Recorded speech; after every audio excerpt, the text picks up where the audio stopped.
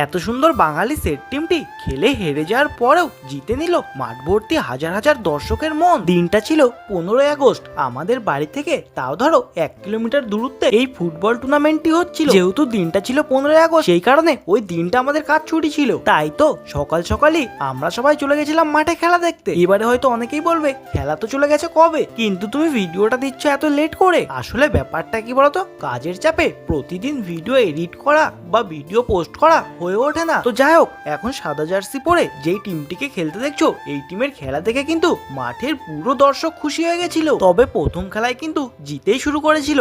আসল খেলাটা দেখিয়েছিল কোয়ার্টার ফাইনালে। সেটা দেখার জন্য তোমাদেরকে কিন্তু পুরো ভিডিওটা সম্পূর্ণ দেখতে হবে। আসলে হাজার হাজার বিদেশি প্লেয়ারদের ভিড়ে প্রচুর ভালো ভালো বাঙালি প্লেয়াররা সুযোগ পাচ্ছে না। তাই সামান্য একটু সুযোগের অভাবে তারা নিজেদেরকে প্রমাণ করতে পারছে না। হাজার হাজার মাঠ ভর্তি দর্শকের মুখে কিন্তু একটাই কথা ছিল, সেটা হলো আজকের এই টুর্নামেন্টের সেরা টিম হলো এই বাঙালি সেট টিমটি। এত সুন্দর সুন্দর কিছু শট দেখতে পেয়েছি এদের পা থেকে, আর যা সুন্দর সুন্দর পাস দিচ্ছিল বলগুলো, যেগুলো দেখার মতো ছিল। তবে কপাল খারাপ হলে যা হয়, এই টিমটি 1 গোলে এগিয়ে থাকার পরেও লাস্ট টাইমে গিয়ে গোলটা শোধ হয়ে যায়। তারপর খেলাটি যায় ট্রাই ব্রেকারে, সেখান থেকে টসে গিয়ে এই টিমটি হেরে যায়।